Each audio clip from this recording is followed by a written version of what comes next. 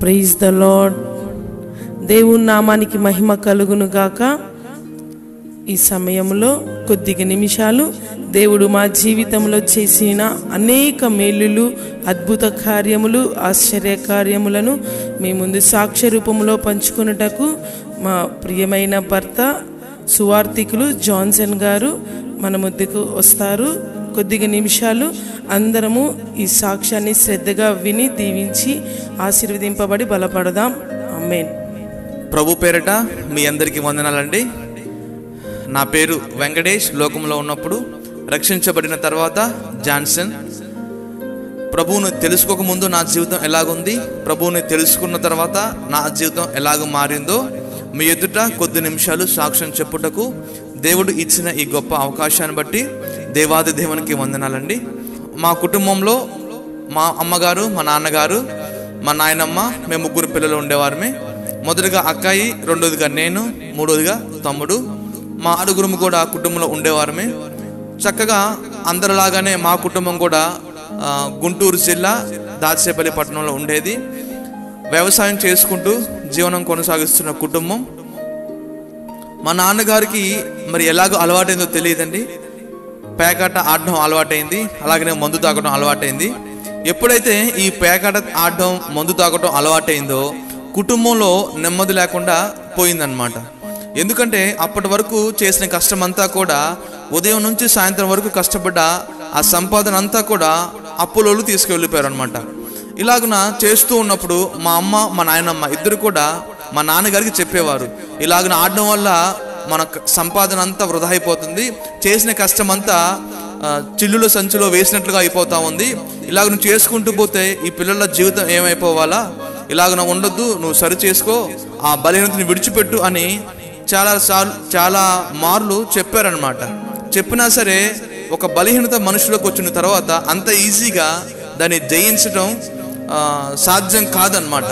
అలాగనే మా నాన్నగారు కూడా ఆ బలహీనతను జయించలేకపోయారనమాట. దానివల్ల కుటుంబంలో ఎన్నోసార్లు గొడవలు జరుగుతూ ఉండేవి, ఎన్నోసార్లు నెమ్మది లేని పరిస్థితులు ఉండేవి. సాయంత్రం అయ్యేసరికి కుటుంబంలో ఏ మాత్రం కూడా నెమ్మది కనిపించదు అనమాట. ఎందుకంటే పేకాటాడి అప్పులు చేసి వచ్చేవాడు, అప్పులు చేసి ఇంట్లో ఉండేవాడు. మా అమ్మ, మా నాయనమేమో ఎన్నిసార్లు ఇలాగ అప్పులు చేస్తావు, మన దగ్గర ఏం ఆస్తులు ఉన్నాయి, ఆస్తులు లేవు కదా, ఏమి ఇచ్చి వాళ్ళ అప్పులు తీర్చాలా, ఏంటి నీ పరిస్థితి ఏంటి అని చాలాసార్లు చెప్తూ ఉండేవారు అనమాట. ఎంత చెప్పినా సరే మనిషిలో ఏ మాత్రం కూడా మార్పు కనబడలేదు. ఆ ఒక్క బలహీనతను బట్టి మా కుటుంబంలో నెమ్మది లేని దినములు ఎన్నో చూసామన్నమాట. ఏ మాత్రం కూడా సమాధానం కనిపించదు. ఎప్పుడు మా అమ్మ, మా నాయనమ్మ ఏడ్చుకుంటూ ఉండారనమాట. ఏంటి ఈ పరిస్థితి, ఏంటి ఈ బలహీనత, ఏంటి ఈ సమస్య కుటుంబంలో, చక్కగా ఉన్న కుటుంబంలో ఏంటి ఈ బలహీనత వల్ల నెమ్మది లేకుండా పోతా ఉంది అని వాళ్ళు బాధపడుతూ ఉండేవారు. అయితే మేము పిల్లలుగా చూస్తూ ఉన్నప్పుడు మాకు కూడా ఏంటి, ఎందుకు మారట్లేదు మనిషి, ఎందుకు ఈ బలహీనతను విడిచిపెట్టలేకపోతున్నాడు అనిపించేది. అయితే ఒకసారి అయితే మా నాన్నగారు పేకాట ఆడి ఎక్కువ డబ్బులు అప్పు చేసి ఇంటికి రాకుండా ఎటో పారిపోయాడు అనమాట. ఎటో పారిపోయినప్పుడు ఆ అప్పు ఇచ్చిన వారు ఇంటికి వచ్చి మా అమ్మని, మా నాయనమ్మని అడుగుతూ ఉన్నారు, మీ ఆయన ఇన్ని డబ్బులు తీసుకున్నారు మా దగ్గర, 10,000 తీసుకుంటే 20,000 అని చెప్పేవారు, 20,000 తీసుకుంటే 40,000 అని చెప్పేవారు. అయితే అలాగ ఇంటికి వచ్చి అడిగినప్పుడు మా అమ్మకి, మా నాయనమ్మకి ఏం అర్థం అవ్వలేదు. ఈ అప్పులన్నీ మేము ఎలాగో తీర్చాలా, అసలు ఇంతకీ అప్పు చేసిన మనిషి ఉన్నాడా లేకపోతే చనిపోయాడా, ఎక్కడున్నాడో తెలియదు, ఉన్నాడా బ్రతుకున్నాడో కూడా తెలియదు అనమాట. కానీ అప్పులలో మాత్రం ఇంటికి వచ్చి మా అమ్మని, మా నాయనమ్మని అడుగుతూ ఉన్నారనమాట. అలాగ అడుగుతూ ఉన్నప్పుడు వాళ్ళు ఎంతగానో బాధపడేవారు. ఎందుకంటే మన కష్టం మనం చేస్తూ ఉదయం నుంచి సాయంత్రం దాకా ఎండనగా వానక కష్టపడుతూ డబ్బులు సంపాదిస్తూ ఉంటే, ఈ వ్యక్తి ఏమో ఈ పేకాట వల్ల అప్పులు చేసి ఎటు వెళ్ళిపోయాడో తెలియదు, ఉన్నాడో చనిపోయాడో తెలియదు అని వాళ్ళు ఎంతగానో బాధపడేవారు అనమాట. అయితే అలాగున్నప్పుడు నేను మా అమ్మతో చెప్పాను, అమ్మ నేను స్కూల్కి వెళ్ళను, నాన్న పేకాటాడి అప్పులు చేశాడు కదా, ఆ అప్పులు తీర్చడానికి నేను కూడా పనికి వెళ్తాను, నేను ఇంకా స్కూల్కి వెళ్ళను అంటే మా అమ్మ ఒప్పుకునేది కాదు. లేదు, మీరు చదువుకుంటేనే మీ జీవితం బాగుంటుంది, లేకపోతే మాలాగా ఇలాగ నా కూలి పనులు చేసుకోవాలా, నువ్వు చదువుకో అనేది. నాకు మాత్రం మనసు ఒప్పుకునేది కాదనమాట. అందుకని నేను కూడా స్కూల్ మానేసి కొన్ని రోజులు మా అమ్మలతో పాటు పనికి వెళ్ళేవాడిని అనమాట. అలాగ వచ్చిన డబ్బులు కొంత అప్పు తీర్చడానికి ఉపయోగపడేది అనమాట. ఇంకా మా అమ్మ ఒప్పుకోకపోతే ఎలాగోలా స్కూల్కి వెళ్ళేవాడిని. స్కూల్కి వెళుతూ ఎండాకాలం సెలవులు ఇచ్చేవాళ్ళు కదా, ఆ ఎండాకాలం సెలవుల్లో అందరితో పాటు నేను బేల్దారి పనికి వెళ్ళేవాడిని. మా అమ్మలతో పాటు మిరగాయలు కోయడానికి వెళ్ళేవాడిని, పత్తి కోయడానికి వెళ్ళేవాడిని, తెలిసిన పనులన్నిటికీ వెళ్ళేవాడిని అనమాట. అలాగన జీవితం సాగిపోతూ ఉంది. మా నాన్న అప్పిచ్చి వెళ్ళిపోయాడు కదా, మనిషి ఇంచుమించుగా నెల రోజుల పాటు కూడా ఇంటికి తిరిగి రాలేదనమాట. ఆ నెల రోజులు మా ఇంట్లో నెమ్మది లేకుండా పోయిందనమాట. ఎందుకంటే ఏమో అర్థమయ్యేది కాదనమాట. ఈ కుటుంబ పరిస్థితి ఎందుకు ఇలాగైంది, ఒక్క బలహీనత కుటుంబ పరిస్థితిని ఎంతలా మదన పడేటట్లుగా చేస్తుందంటే అంతలాగా కుటుంబంలో ఇంక ఏడుస్తూనే ఉండారనమాట. ఏంటి ఈ బ్రతుకు, ఏంటి ఈ పరిస్థితి ఎందుకు వస్తుంది కుటుంబానికి, ఈ పిల్లల జీవితం ఏంటి, 3 పిల్లలు ఉన్నారు, ఈ 3 పిల్లల భవిష్యత్తు ఏంటి, వీరి భవిష్యత్తు ఎలాగూ బాగుపడుతుంది అని వారు బాధపడుతూ ఉండారనమాట. ఈ సాక్ష్యం వింటున్న వారిలో ఎవరైనా తల్లిదండ్రులు మీకున్న బలహీనతను బట్టి ఒకవేళ ఆ బలహీనతను జయించలేకపోతున్నారేమో, మీ బలహీనతను ఒకసారి జ్ఞాపకం చేసుకోండి. మీ బలహీనతను బట్టి పిల్లల జీవితాలలో ఎలాగున వారు ఎండిపోతున్నాయో, పిల్లల భవిష్యత్తు ఎంత అంధకారంలోకి వెళ్ళిపోతున్నాయో ఒక్కసారి గమనించుకోండి. మా నాన్నగారు చేసిన ఆ ఒక్క అప్పు వల్ల మా కుటుంబం అంతా కూడా అంధకారమైన స్థితిలోకి వెళ్ళిపోయింది. కుటుంబంలో నెమ్మది లేకుండా ఎంతగానో కృంగుపాటికి లోను చేసిందనమాట. కాబట్టి పెద్దవారిగా మీరున్నారు, మీ పిల్లల భవిష్యత్తును ఒకసారి మీరు జ్ఞాపకం చేసుకోండి. మీకున్న బలహీనత మీ పిల్లలకి శాపంగా మారకూడదు. మీకున్న బలహీనత మీ పిల్లల భవిష్యత్తు అంధకారంలోకి నెట్టి వేయబడకూడదు. కాబట్టి దయచేసి ప్రభు పేరిట మీ అందరికీ మనం చేసేది ఏమిటంటే ఎలాగైనా సరే మీ బలహీనతను మీరు జయించగలగాలి అని ప్రభు పేరిట మీకు మనవి చేసుకుంటున్నాను. మా నాన్నగారు నెల రోజులు రాకపోతే కుటుంబంలో ఎంత క్షోభ మేము అనుభవించామో మేము కనులారా చూసామన్నమాట. ఏ మాత్రం కూడా కుటుంబంలో అన్నం తినే రోజులు చాలా చూసామన్నమాట. ఎందుకంటే యజమానుడు లేకపోతే కుటుంబం ఎలాగున కడుపు నిండా తింటది, ఎలాగో నిద్రపోతుంది. ఆ మనిషి ఎక్కడున్నాడో తెలియదు, ఏమైపోయాడో తెలియదు కదా. అందుకని ఆ పరిస్థితులలో కుటుంబంలో నెమ్మది లేకుండా పోయిందనమాట. అలాగున దినములు గడుస్తూ ఉన్నప్పుడు మా నాన్న తిరిగి నెల రోజుల తర్వాత అప్పంతా నా అప్పు తీరుస్తాంలే అని తెలిసిన తర్వాత మా నాన్న ఇంటికి వచ్చారు. మా నాన్న ఇంటికి వచ్చిన తర్వాత మరలా మా నాన్న మంచివారే, వ్యక్తిగతంగా మంచివారే, చక్కగా సౌమ్యుడే, మంచి వ్యక్తిత్వం ఉన్న వ్యక్తే. కానీ ఆ ఒక్క బలహీనత మనిషిని దిగజారు చేసింది అనమాట. మనిషి పతనం అవడానికి, కుటుంబం కూడా పతనం అవడానికి కారణమైందనమాట. ఇప్పుడు మరలా మా నాన్న వచ్చి చక్కగా 2 మనుషుల కష్టం ఒక్కడే చేస్తాడు, అంత కష్టపడతాడు. కానీ కుటుంబం మాత్రం ఏ మాత్రం కూడా ఎదుగుదల కనిపించటం లేదు. అందుకని మా నాన్నకున్న బలహీనత పోవాలని మా అమ్మగారు ప్రతి శనివారం ఉపవాసం ఉండి ఏం తినకుండా ఉండి తనకు తెలిసిన దీపారాధన చేస్తూ ఉండేది. అలాగనే ప్రతి సంవత్సరం నన్ను ఒక ఆలయానికి తీసుకువెళ్ళి గుండు కొట్టించేది అనమాట. ఎందుకంటే అలాగన్నా చేస్తే మా కుటుంబం బాగుపడుతుందేమో, అలాగన్నా చేస్తే ఏ దేవుడైనా కనికరిస్తాడేమో, అలాగన్నా చేస్తే నా భర్తలో మార్పు వస్తుందేమో, నా పిల్లల భవిష్యత్తు ఏమైనా బాగుంటుందేమో అన్న ఆశతో మా అమ్మగారు అలాగ చేయడం జరిగిందనమాట. అలా ఎన్ని సంవత్సరాలు నాకు గుండు కొట్టించినా, ఎన్ని సంవత్సరాలు అలాగ చేస్తున్నా సరే పరిస్థితుల్లో మాత్రం ఏ మాత్రం కూడా మార్పు అనేది కనబడట్లేదు అనమాట. అదే బలహీనత రిపీట్ అవుతా ఉంది, అదే సమస్య కుటుంబంలో రిపీటెడ్గా అవుతా ఉంది అనమాట. అప్పుడు మా అమ్మ మా నాయనమ్మ తెలిసిన పెద్దవారు ఉంటే, అయ్యా వాళ్ళకి తండ్రి లేడు కదా, తండ్రి చనిపోయాడు కదా, మీరన్నా కొంచెం చెప్పండి అయ్యా అని పక్కన ఉన్న పెద్ద మనుషులు అడిగినప్పుడు వారు ఏమని సలహా ఇచ్చేవారంటే, వాడు కాళ్ళు చేతులు కొట్టండి, అప్పుడు ఎక్కడికి వెళ్ళకుండా ఇంట్లోనే కూర్చుంటాడు అని చెప్పడం జరిగిందనమాట.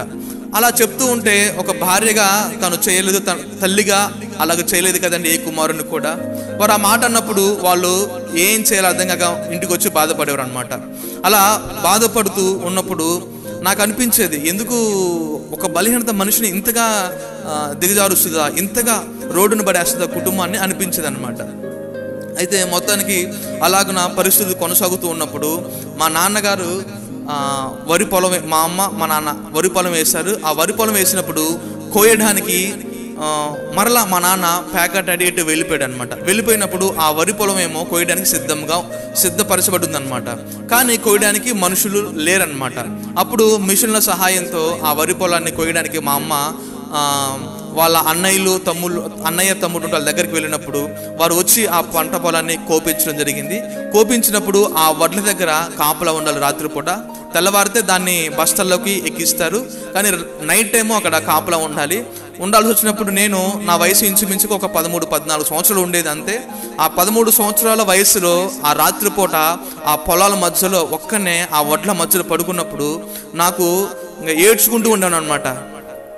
అయ్యో ఏంటి ఈ పరిస్థితి, ఏంటి చిన్నపిల్లవాడిగా నాకు ఈ పరిస్థితి ఏంటి, మా నాన్న సరిగ్గా ఉంటే నాకు ఈ పరిస్థితి వచ్చేది కాదు కదా, మా నాన్న ఆ ప్యాకాట ఆడుకుని ఉంటే ఈ అప్పులు సమస్య మాలో ఉండేది కాదు కదా, మా కుటుంబంలో సమాధానం ఉండేది కదా, కానీ ఎందుకో ఇలాగ అయిపోయింది, ఎందుకు ఈ పరిస్థితి ఏంటి అని నా లోపల నేనే భయంగా ఎవరైనా వస్తారేమో, దొంగలు వస్తారేమో అని భయపడతా చిన్నవాడిని కదండి, భయం బాగా ఉండేది అనమాట.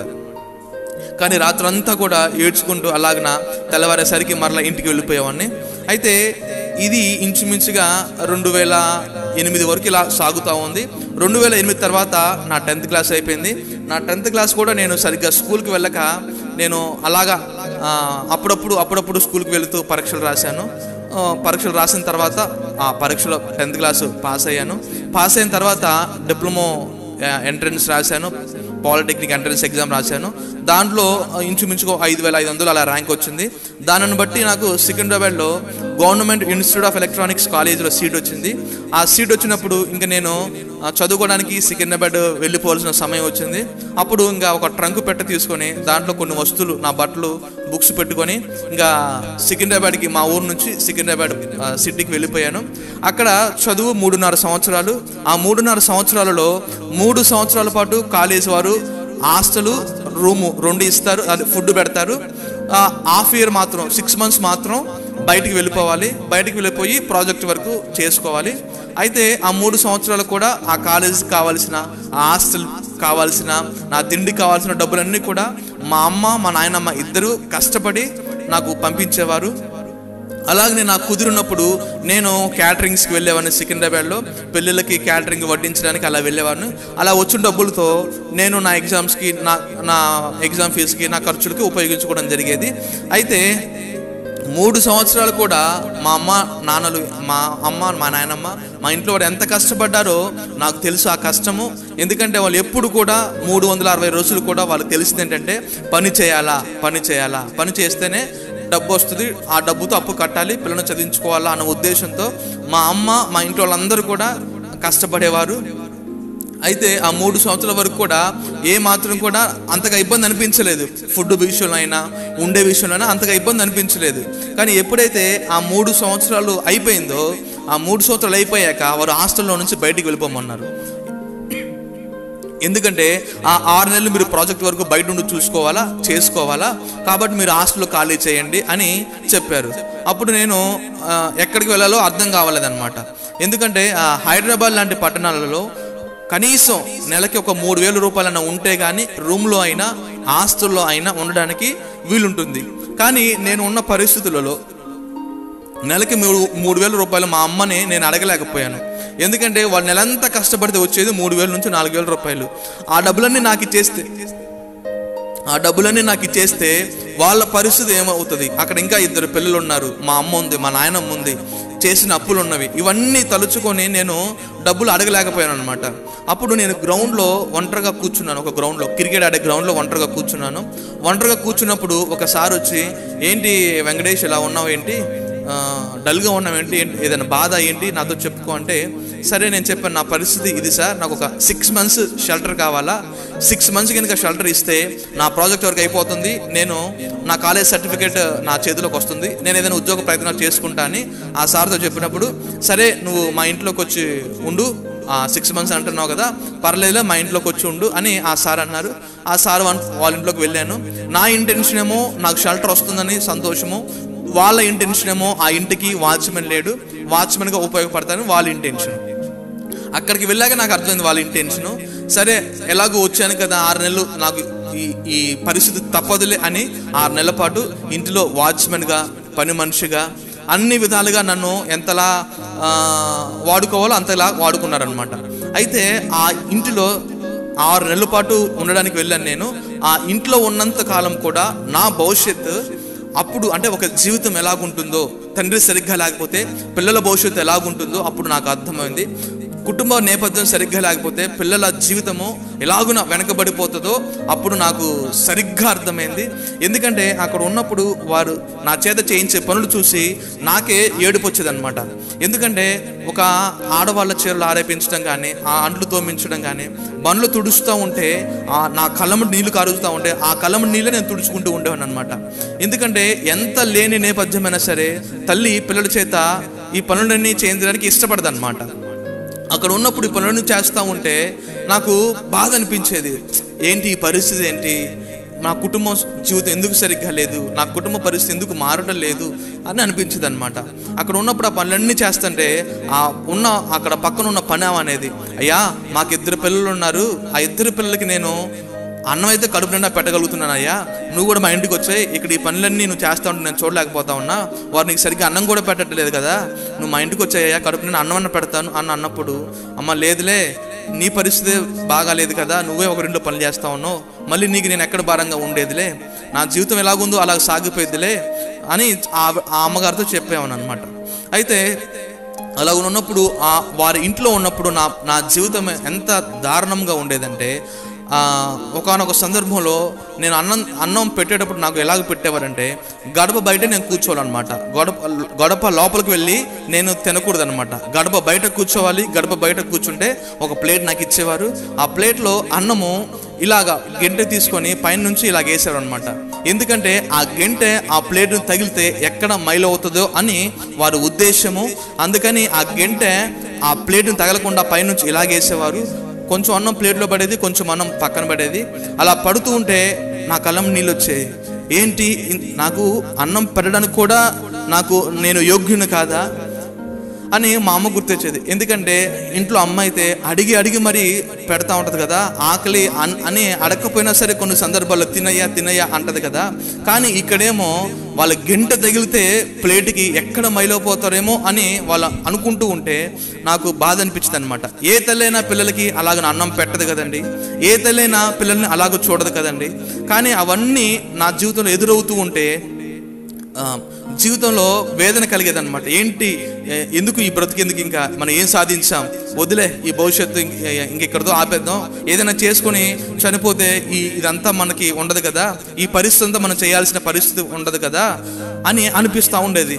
కానీ ఎందుకో అది చేయలేక ఇలాగున చనిపోవాలి కూడా అర్థం కాక అలాగున వారు అక్కడ 6 నెలల పాటు ఉన్నాను.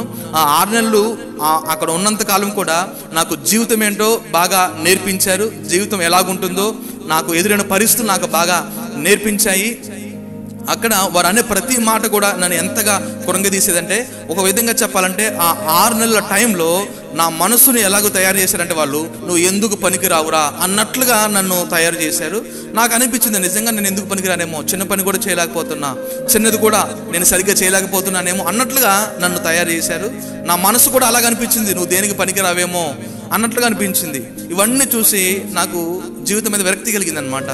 ఒక్క తండ్రి సరిగ్గా లేకపోతే కుటుంబ పరిస్థితి ఇలాగైపోతుందా అని అనిపించి నేను సరే 6 నెలలు ఎలాగునో ఓపిక పట్టాను. 6 నెలలు అయిపోయిన తర్వాత నేను ఆ ఇంటి నుంచి బయటికి రావడం జరిగింది. ఎప్పుడైతే ఆ ఇంటి నుంచి బయటకు వచ్చానో, ఆ బయటకు వచ్చేటప్పుడు నాకు ఒక 3,000 రూపాయలు వాళ్ళు చేతికి ఇచ్చారు. ఆ 3,000 రూపాయలు తీసుకొని వెళ్ళి నాకు తెలిసిన స్నేహితులు ఉంటే వారి దగ్గరికి వెళ్ళి నన్ను కూడా మీ రూమ్లో ఉంచుకోండి అని చెప్పినప్పుడు వాళ్ళు నెలకి 2,000 రూపాయలు అవుతుంది అని చెప్పారు. అంటే ఉండడానికి తినడానికి కూడా ఆ 2,000 రూపాయలు అవుతుంది. సరే, నా దగ్గర 3,000 రూపాయలు ఉంది కదా, 2,000 రూపాయలు వాళ్ళకి ఇచ్చి 1,000 రూపాయలతో ఏదైనా ఉద్యోగం ఎత్తుకుందామని అప్పుడు ఆ 2,000 రూపాయలు వాళ్ళకి కట్టి నా దగ్గర ఉన్న 1,000 రూపాయలతో 500 రూపాయలు బస్ పాస్ తీసుకొని ఇంకా ఉద్యోగ ప్రయత్నం మొదలుపెట్టాను అనమాట. ఎందుకంటే ఆ 6 నెలలు అయిపోయిన తర్వాత నేను ప్రాజెక్ట్ వర్క్ అయిపోయింది, నేను సబ్మిట్ చేశాను, నా సర్టిఫికేట్ నాకు వస్తుందన్నమాట. అప్పుడు నా సర్టిఫికేట్ నా చేతికి వచ్చిన తర్వాత నేను ఉద్యోగ ప్రయత్నం మొదలుపెట్టాను. ఉద్యోగ ప్రయత్నం చేస్తూ ఉన్నప్పుడు ఎన్ని కంపెనీలు తిరిగినా సరే చిన్న ఉద్యోగం కూడా నాకు రావట్లేదు అనమాట. కొన్ని సమయాల్లో అయితే ఆ ఇంటర్వ్యూస్కి తిరిగి ఆకలేసి ఏదైనా తినడానికి హోటల్కి వెళదామని వెళ్ళినప్పుడు జోబు చూసుకుంటే జోబు అంతా కూడా ఖాళీగా ఉండేది అనమాట, డబ్బులు ఉండేవి కదనమాట. అప్పుడు మరలా అక్కడ నీళ్లు తాగి మరలా బాధపడుతూ ఇంటికి వచ్చాను అనమాట. అలాగే ఎన్ని ఉద్యోగ ప్రయత్నాలు చేసినా సరే చిన్న ఉద్యోగం కూడా నాకు రాలేదన్నమాట. అయితే ఎట్టకేలకు ఒక కంపెనీలో ఐడియా షోరూంలో నాకు ఒక చిన్న ఉద్యోగం వచ్చింది. ఆ ఉద్యోగం ఏంటంటే ప్రీపెయిడ్ కస్టమర్స్ని పోస్ట్ పెయిడ్లోకి మార్చాలన్నమాట. అది ఉద్యోగము. ప్రతి ఒక్కరికి ఫోన్ చేసి నేను ఇలా ఐడియా షోరూమ్ నుంచి ఫోన్ చేస్తున్నానండి, మీకు నెలకి ఇంత బిల్లు అవుతుంది కదా, అదే మీరు పోస్ట్ పెయిడ్లో మారితే మీకు ఇన్ని ఉపయోగాలు ఉంటాయి అని చెప్పి వారిని ప్రీపెయిడ్లో నుంచి పోస్ట్ పెయిడ్లోకి మార్చాలన్నమాట. అయితే వాళ్ళు ఉద్యోగంలో జాయిన్ అయ్యేటప్పుడు నాకు ఎటువంటి రూల్స్ కూడా చెప్పలేదు. కానీ నాకు నెల అయిపోయిన తర్వాత వారు జీతం ఇవ్వలేదన్నమాట. ఆ ఉద్యోగంలో జాయిన్ అయ్యాను, నెల రోజుల పాటు చేసిన తర్వాత నేను జీతం అడిగితే వారు అప్పుడు అన్నమాట ఏంటంటే, ఇది టార్గెట్ బేస్ జాబ్, ఇది నువ్వు నెలకి అట్లీస్ట్ ఒక 200 మంది మెంబర్స్ అయినా ప్రీపెయిడ్లో నుంచి పోస్ట్ పెయిడ్లోకి మారిస్తేనే నీకు శాలరీ ఇస్తారు అని వారు చెప్పడం జరిగింది. అదేంటంటే మరి ఇప్పుడు చెప్తున్నారంటే, మీకు ఇవ్వబడిన లెటర్లో వెనకాల రూల్స్ ఉంటాయి, అవి చదువుకోండి అన్నారు. అప్పుడు చూస్తే అప్పుడు రూల్స్ చెప్పారు వాళ్ళు. అప్పుడు నాకు ఇంకా ఏం చేయాలో అర్థం కాలేదనమాట. నెలంతా కష్టపడ్డాను, వారు జీతం ఇస్తారేమో అనుకున్నాను, కానీ వారు జీతం ఇవ్వలేదు. ఇటు పక్కేమో రెంట్ కట్టవలసిన సమయం వచ్చేసింది. నెల అయిపోయింది కదా, నెల అయిపోయిన తర్వాత రెంట్ కట్టాలంటే నా దగ్గర డబ్బు లేదు. ఇప్పుడు ఏం చేయాలా? సరే అని చెప్పేసి మా రూమ్ పక్కన ఒక కుటుంబం ఉంటే ఆ కుటుంబం అక్క దగ్గరికి వెళ్ళి, అక్క ఒక 3,000 రూపాయలు ఇవ్వండి అక్క, నీకు మరలా జీతం రాగానే ఇస్తాను అని చెప్పినప్పుడు ఆ అక్క నాకు 3,000 రూపాయలు ఇచ్చింది. నేను తీసుకువెళ్ళి ఆ రెంట్ కట్టి మరలా ఆ కంపెనీకి వెళ్తా ఉన్నాను. ఇస్తారేమో, టార్గెట్ కంప్లీట్ అవుతుందేమో ఇస్తారేమో అని ఆశతో వెళ్ళాను. ఎంత చేసినా కూడా వాళ్ళు నాకు జీతం ఇవ్వలేదు. పైగా అక్క దగ్గర తీసుకున్న ఆ 3,000 రూపాయలు కూడా అయిపోయినాయి అనమాట. ఇప్పుడు నేను ఇంటికి వెళితే ఆ అక్క నన్ను డబ్బులు అడుగుతుంది. ఎందుకంటే వారు కూడా అంతంత మాత్రం ఉన్న కుటుంబం అనమాట. ఇప్పుడు తమ్ముడు మరి మేము కూడా రెంట్ కట్టుకోవాలి కదా, మాకు కూడా సమయం వచ్చేసింది, ఆ 3,000 రూపాయలు నాకు ఇవ్వు అన్నది. నా దగ్గరేమో ఆ 3,000 రూపాయలు కట్టడానికి లేవన్నమాట. ఒక పక్కేమో ఆఫీస్లో జీతం ఇవ్వలేదు, ఇక్కడేమో ఆ అక్క ఏమో తీసుకున్న డబ్బులు అడుగుతూ ఉంది. నాకు ఇంకా ఏం చేయాలో అర్థం కాక, ఇంకా ఆఫీస్కి వెళ్ళడానికి డబ్బులు లేవు, రూమ్ ఇంటికి వస్తేనేమో అక్కకి కట్టడానికి డబ్బు లేదు. అందుకని ఇంకా నేనేం చేశానంటే, రూమ్కి రాలేక, ఆఫీస్కి వెళ్ళలేక, ఇంట్లో వాళ్ళని అడగలేక, సికింద్రాబాద్ రైతుల్ బస్ స్టాండ్ దగ్గర ఒక ప్రాంతం ఉంది, ఆ ప్లేస్లో కూర్చొని అక్కడ అందరూ కూడా ఎటువంటి ఆధారము లేని వారందరూ కూడా, నిరాశ్రయులు అందరూ కూడా అక్కడ ఉంటారు, అక్కడ పడుకుంటారు. నేను కూడా వారి మధ్య చేరి ఇంకా నా జీవితాన్ని అంతా కూడా ఊహించుకుంటా ఉన్నాను అనమాట. ఏంటి నా భవిష్యత్తు, మా అమ్మ నాన్న ఇలాగున్నారు కదా, మా నాన్న ఇలాగున్నాడు కదా, ఒక్క బలహీనత చూసావా, నన్ను ఎంతగా ఏడిపించిందంటే అంతగా ఏడిపించింది అనమాట. ఒంటరిగా వారి మధ్య, ఏ ఆదరణ లేని వారి మధ్య ఉండి ఇంచుమించుగా 3-4 రోజుల పాటు అక్కడే ఉన్నాను, ఎటువంటి తిండి లేకుండా. ఇంకా నాకు జీవితం మీద భయంకరమైన విరక్తి వచ్చేసి, ఎలాగైనా నేను ఇంకా చనిపోవాలి, ఇక్కడ ఉండకూడదు, నా భవిష్యత్తు బాగుపడట్లేదని ఇంకా అక్కడ రైతుల్ బస్ స్టాండ్కి పక్కనే రైల్వే స్టేషన్ ఉంటుంది కాబట్టి ఆ రైల్వే స్టేషన్ దగ్గరికి, ఆ రైల్వే ట్రాక్ మీద వెళ్ళడం, మళ్ళీ వెనక రావడం అనమాట. అప్పుడు అనిపించేది అక్కడికి వెళ్ళి చనిపోదాం అనిపిస్తుంది, కానీ మా అమ్మ ఇంత కష్టపడింది దీనికోసమేనా అని మరలా మా అమ్మను గుర్తుకొచ్చి మరలా వెనక్కి వచ్చాను అనమాట. అయితే ఇంచుమించుగా ఒక 4-5 రోజులు ఇలా జరుగుతూ ఉంది. ఇంట్లో వాళ్ళకి ఫోన్ చేయడానికి నా దగ్గర ఫోన్ కూడా లేదు. అయితే ఆ సమయంలో నా జేబులో ₹1 ఉంది. ఆ రూపాయి కాయిన్తో నేను మాకు తెలిసిన బంధువు ఒక ఆయన ఉన్నాడు అక్కడ, ఆ అన్నకి ఫోన్ చేద్దామని అనుకున్నాను. ఆ లోపే మా అమ్మ వాళ్ళు, నేను ఇంచుమించుగా ఒక 7-8 రోజుల నుంచి వాళ్ళకి ఫోన్ చేయలేదన్నమాట.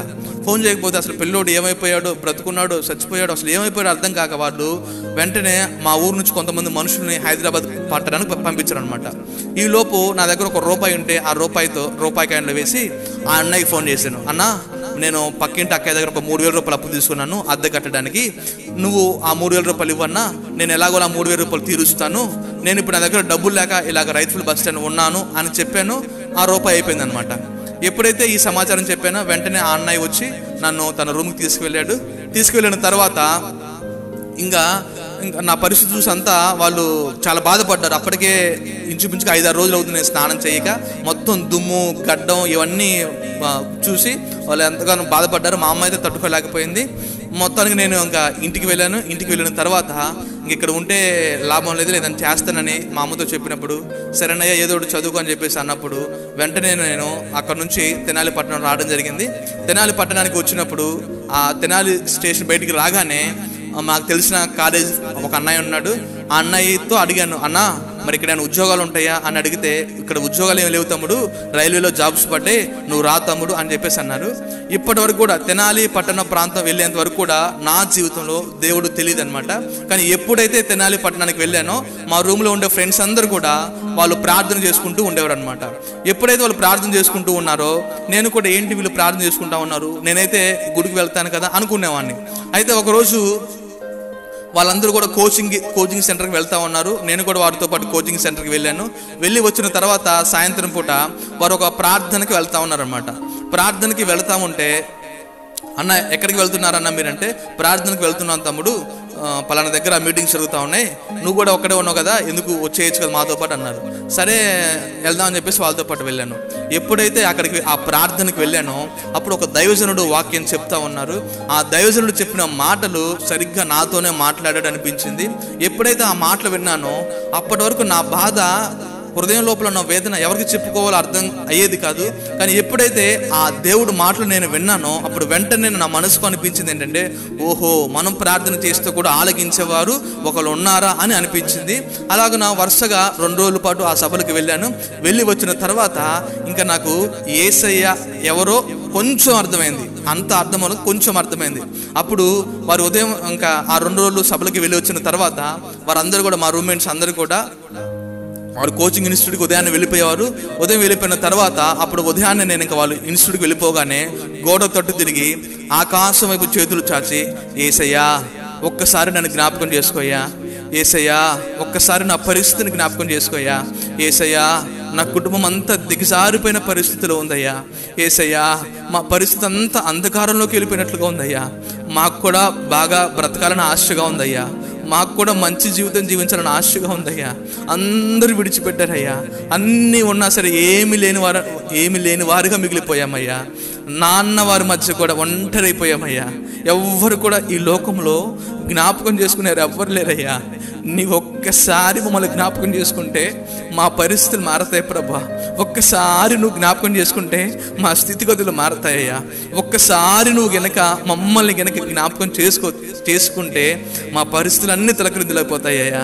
అయ్యా ఈ దీనుడు చేస్తున్న ప్రార్థనను ఆలకించయ్యా, అయ్యా ఒక్కసారి జ్ఞాపకం చేసుకోయ్యా, నా మొర్ర ఆలకించయ్యా అని ఇదే ప్రార్థన ఇంకా, అయ్యా మా బ్రతుకులు మార్చయ్యా అని యేసయ్య దగ్గర ఆకాశం వైపు చేతులు చాచి గోడ తట్టు తిరిగి నేను ఎప్పుడైతే మోకరించి ప్రార్థించడం మొదలు పెట్టానో ఆ రోజు నుంచి నా దేవుడు అన్ని విషయాలలో పరిస్థితులన్నిటిని కూడా మార్చివేశాడు అనమాట. ఎలాగనో మార్చివేశాడంటే, ఏ ఊరిలో అయితే అప్పుల సమస్య చేత మేము బాధపడుతున్నామో, ఏ ఊరిలో అయితే అప్పులు తీసుకొని వీరు ఎప్పుడు అప్పులు చేస్తారా అని నింద వేశారో అదే ఊరిలో ఈ రోజున లక్షల కొలది అప్పు ఇచ్చేవారిగా దేవుడు మమ్మల్ని నిలవబెట్టాడు. అదే కాదు, ఏ పరిస్థితులు అయితే దేనిని చూసి నా కుటుంబాన్ని ఎగతాళి చేశారో, దేనిని చూసి ఏ విషయంలో మేము ఓడిపోయామో అన్ని విషయాల్లో నా దేవుడు అన్నిటిని మార్చివేశాడు. ఎంతగా మార్చివేశాడంటే ఒక మబ్బు కనుక తొలగిపోయినట్లుగా పరిస్థితులన్నిటిలో కూడా మార్పు కలిగజేశాడు. అలాగున ఒక్కొక్క దానిలో పరిస్థితుల్లో మార్పు వస్తూ ఉంది. నేను దేవుళ్ళు ఎదుగుతూ ఉన్నాను. ఇంకా నాకు దేవుడు అంటే బాగా ఆసక్తి, దేవుని పట్ల బాగా ఆసక్తి వచ్చేసింది. ఇంకా దేవుని మందిరంలో ప్రతి శనివారం ఆదివారం దైవజనుడు వచ్చేసరికి మందిరం అంతా శుభ్రం చేసి చాపలు వేయటం, ఆ కుర్చీలు వేయటం, ఇక దైవజనుడు వచ్చేసరికి అంతా సిద్ధమైపోయేది. దైవజనుడు వచ్చి ఇక వాక్యం చెప్పడానికి అంతా సిద్ధపరిచేవాడిని. అలాగే నాకు తెలిసిన చిన్న పరిచర్య తెలిసిన దాంట్లో నమ్మకంగా చేసుకునేవాడిని. ఆ పని చేస్తుంటే, అయ్యా ఈ చిన్న పనైనా నాకు ఇచ్చినందుకు నీకు స్తోత్రం అయ్యా, ఏమీ లేని నన్ను జ్ఞాపకం చేసుకొని నీ పని చేసుకోవడానికి ఈ భాగ్యాన్ని ఇచ్చినందుకు నీకు వందనాలయ్యా అని దేవునికి కృతజ్ఞతలు చెప్పుకొని అలాగే అన్ని విషయాల్లో, ప్రార్థన జీవితంలో, భక్తి జీవితం విషయంలో, వాక్యం ధ్యానించే విషయంలో ఎదుగుతూ ఉన్నాను. దేవునిలో ఎప్పుడైతే నేను ఎదగడం ప్రారంభించానో నా పరిస్థితులన్నింటిలో కూడా దేవుడు మార్పు చేయడం మొదలుపెట్టాడు. అలాగున ఇన్స్టిట్యూట్కి వెళ్ళేటప్పుడు కొన్ని కరపత్రాలు చేతిలో పట్టుకొని ఆ ఇన్స్టిట్యూట్ బయట కొన్నిసార్లు ఆ బయట నిలబడి ఆ కరపత్రాలు పంచి మరలా ఇన్స్టిట్యూట్ టయానికి ఇన్స్టిట్యూట్కి వెళ్ళి కోచింగ్ తీసుకొని వచ్చేవాను అనమాట. అయితే ఇలాగున ఎదుగుతూ ఉన్నప్పుడు దేవుల్లో ప్రతి శుక్రవారం శనివారం ఉపవాస ప్రార్థనలు జరుగుతూ ఉండేవి. ఆ ఉపవాస ప్రార్థనలకు వెళ్ళి రాత్రంతా కూడా దేవుని దగ్గర మొరపెట్టుకుంటూ ఉండేవాడిని. అయ్యా నువ్వు జ్ఞాపకం చేసుకుంటేనే మా బ్రతుకులు మారతాయ్యా, అయ్యా నువ్వు జ్ఞాపకం చేసుకుంటేనే మా స్థితి మారుతుంది ప్రభా, మా కుటుంబ పరిస్థితులు మారాలయ్యా, అయ్యా మా బ్రతుకులు మారాలయ్యా అని రాత్రంతా కూడా దేవుని సన్నిధిలో గోజాడేవాడిని అనమాట. అలాగున భక్తి జీవితంలో ఎదుగుతూ ఉన్నప్పుడు ఆత్మలో వర్ధిల్లిన కొలది అన్ని విషయాల్లో వర్ధిల్లింప చేస్తాను అన్నట్లుగా నా దేవుడు అన్ని విషయాలలో కూడా వర్ధిల్లింప చేయడం మొదలుపెట్టాడు అనమాట. అయితే అలాగున నేను కోచింగ్ తీసుకుంటున్నప్పుడు నోటిఫికేషన్ ఇచ్చారు రైల్వేలో. ఆ నోటిఫికేషన్ ఇచ్చినప్పుడు నేను ఫస్ట్ ఆర్ఆర్బి ఎగ్జామ్ రాసినప్పుడు వరుసగా రైల్వేలోనే 2 ఉద్యోగాలు సాధించడానికి దేవుడు సహాయం చేశాడు. ఎంతకంటే అందరూ ఆశ్చర్యపడేటట్లుగా ఒకప్పుడు నాకు కనీసం 5,000 రూపాయలు కూడా ఉద్యోగం రాని నా బ్రతుకులో దేవుడు 2 సెంట్రల్ గవర్నమెంట్ ఉద్యోగాలు ఒకేసారి దేవుడు అనుగ్రహించాడు. అటువంటి ఆ పరిస్థితిలో ఒక్కసారిగా నా కుటుంబ జీవితాలు అన్నీ కూడా మా నాన్న చిన్న చిన్నగా బలహీనతలు జయించడం, చిన్న చిన్నగా సంపాదించిన డబ్బు కొంచెం కొంచెం కూడబెట్టుకోవడం, అలా అన్ని పరిస్థితుల్లో కూడా నెమ్మది లేని కుటుంబంలో సమాధానం దయచేయడం, అందరు కలిసి భోజనం చేయడం, అందరు కలిసి సంతోషంగా ఉండడం. నా దేవుడు ఎప్పుడైతే నా కుటుంబంలోకి అడుగు పెట్టాడో ఆ రోజు నుంచి కూడా కుటుంబంలో సమాధానం, కుటుంబంలో సఖ్యత, కుటుంబంలో నెమ్మది, నా దేవుడిచ్చే సమాధానం ఎలాగుంటుందో మనసారా అనుభవించి మీకు చెప్తున్నాను. ఒక్కసారి మీ కుటుంబంలో ఏ కుటుంబంలో అయితే సమాధానం లేదో, ఈ వాక్యము ఈ సాక్ష్యము వింటున్న వారి జీవితాల్లో మీ కుటుంబంలో నెమ్మది లేదా, సమాధానం లేదా, అప్పుల సమస్యలు సతమతమవుతున్నారా, ఒక్కసారి ఆ దేవుని తట్టు తిరిగి చూడండి. నా బ్రతుకును మార్చిన దేవుడే మీ జీవితాల్లో కూడా ఈ కార్యము జరిగించడానికి సమర్థుడు ఆయన. అలాగున 2 ఎగ్జామ్స్ నేను క్వాలిఫై అయిన తర్వాత రైల్వేస్లో జాయిన్ అయ్యాను. రైల్వేస్లో జాయిన్ అయిన తర్వాత చక్కగా నాకు వివాహం కూడా జరిగింది. వివాహ విషయంలో కూడా దేవుడు ఘనంగా జరిగించాడు. నా ఊహకు మించిన కార్యములు ఆ వివాహ విషయంలో జరిగించాడు. ఎంత నమ్మకమైన భార్యను దేవుడు నాకు అనుగ్రహించాడు. గుణవతి అయిన భార్య దొరుకుట అరుదు అన్నారు. అట్టి అరుదైన బహుమానాన్ని దేవుడు నాకు అనుగ్రహించాడు. వివాహ విషయంలో కూడా ఏది కూడా నా నిర్ణయాన్ని, నా చిత్తాన్ని నేను దేవుడి దగ్గర పెట్టలేదు. అయ్యా నీ చిత్తంలో ఎవరు ఉంటే, నీ ఏర్పాట్లో ఎవరు ఉంటే వారిని తీసుకురా ప్రభువా అని ఆయన మీదే ఆధారపడ్డాను. ప్రతిదీ కూడా యేసయ్యా అని ఆయన మీదే ఆధారపడ్డాను. ఆయనను నమ్ముకున్న నన్ను ఎప్పుడు కూడా సిగ్గుపరచలేదు నా దేవుడు. ఇటువంటి గొప్ప కార్యాలు అనేకమైనవి నా జీవితాలలో జరిగించాడు. అన్ని విషయాలు ఏది లేదు, ఇల్లు లేదని మమ్మల్ని నిందించారు, అప్పులు లేదని నిందించారు, ఉద్యోగం లేదని నిందించారు. ఏదైతే నిందించారో అవన్నీ ఇల్లు కట్టుకోవడానికి దేవుడు సహాయం చేశాడు, ఉద్యోగంలో స్థిరపడడానికి దేవుడు సహాయం చేశాడు, అప్పులు ఇచ్చేవారిగా మమ్మల్ని చేశాడు.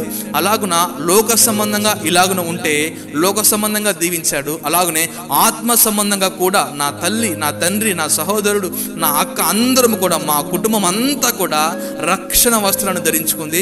ఆ ప్రభువు ఇచ్చిన ప్రశస్తమైన వస్త్రాన్ని మా కుటుంబం అంతా ధరించుకోవడానికి దేవుడు సహాయం చేశాడు. అప్పుడు లోకంలో ఉన్నప్పుడు మా తల్లి ఎలాగైతే శనివారం ఉపవాసం ఉండి దీపారాధన చేసేదో అదే శనివారాన్ని నా దేవుడు ఈ రోజున ఉపవాస దినముగా ప్రకటించాడు. ప్రతి శనివారం కూడా నా తల్లి ఉపవాసం ఉండి కుటుంబం కోసం, సంఘము కోసం, గ్రామము కోసం మొరపెట్టింది. ఇటువంటి గొప్ప రక్షణ వస్త్రాన్ని దేవుడు మా జీవితంలో అనుగ్రహించాడు. ఈ రక్షణ వస్త్రం అంటే ఈ ఆత్మ సంబంధంగా అన్ని విషయాల్లో కూడా దేవుడు ఎదగడానికి ప్రతిరోజు కూడా మా కుటుంబంలో కుటుంబ ప్రార్థన జరగని దినం అనేది ఉండదు. ప్రతిరోజు కూడా కుటుంబ ప్రార్థన చేసుకుంటాం. చక్కగా దేవుని మందిరంలో అందరూ ఎదుగుతూ ఉన్నాం. ఇంకనూ దేవుని పనిలో వాడబడాలని, ఇంకనూ దేవునికి మహిమ వచ్చే విధంగా జీవించాలని, మా కుటుంబం అంతా దేవుని పరిచర్యలో ఉండాలని నా ఆశ. అలాగన మీ అందరూ కూడా ప్రార్థించండి. దేవుడి ఇచ్చిన సాక్ష్యాన్ని దీవించునుగాక. ఆఖరిగా నా భార్య వచ్చి ప్రార్థన చేస్తుంది. నేను ఇప్పుడు మీ అందరి కోసం ప్రార్థిస్తాను. దయచేసి ప్రార్థనలో ఏకీభవించండి. స్తోత్రములు, స్తోత్రములు, స్తోత్రములు. జీవాధిపతి, జీవం కలిగిన మా తండ్రి, వందనాలు ప్రభువా. నిన్న నేడు రేపు ఏకరీతిగా ఉన్న మా తండ్రి, స్తోత్రములు తండ్రి.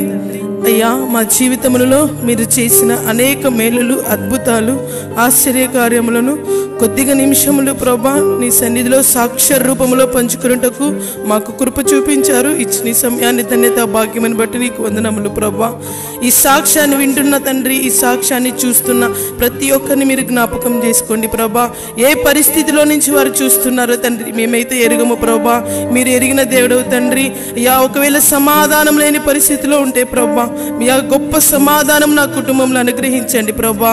కన్నీటి పరిస్థితుల్లో ఉండి ఉంటే ప్రభా, ఆ కన్నీటిని నాట్యముగా మార్చండి ప్రభా. దుఃఖంలో ఉంటే ప్రభా ఓదార్చమని వేడుకుంటున్నాము తండ్రి.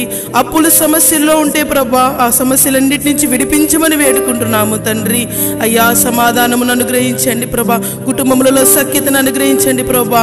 అనేక సమస్యల నుంచి విడిపించండి ప్రభా, అనారోగ్యముల నుంచి విడిపించండి ప్రభా, ఆర్థిక స్థితిగతులను మెరుగుపరచండి ప్రభా. అయ్యా మీరు తండ్రి ప్రతి ఒక్కరిని దీవించండి ప్రభా.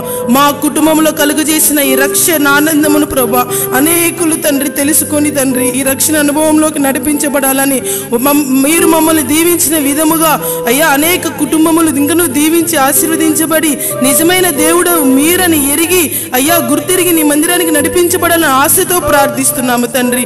మీరు జ్ఞాపకం చేసుకోండి ప్రభా. అయ్యా నామకార్థపు స్థితిలో ఉన్నారేమో, అన్యజనులుగా ఉన్నారేమో ప్రభా, అటువంటి వారందరినీ ప్రభా ఈ సాక్ష్యము ద్వారా బలపరచండి, దీవించండి. వారందరినీ నీ వైపు ఆకర్షించి నీ సన్నిధిలోకి నడిపించి స్థిరపరచమని వేడుకుంటున్నాము తండ్రి. మాకు ఇచ్చిన ఈ తరుణాన్ని బట్టి మరొకసారి స్తుతిస్తున్నాము. వందనములు ప్రభా. ఈ చిన్ని ప్రార్థన నీ పరలోక రాజ్యము చేర్చుకొని మాకు తండ్రి సమాధానమును దయచేయమని నజరేయుడైన యేసుక్రీస్తు నామములో అడిగి వేడుకుంటున్నాం తండ్రి. ఆమేన్. God bless you.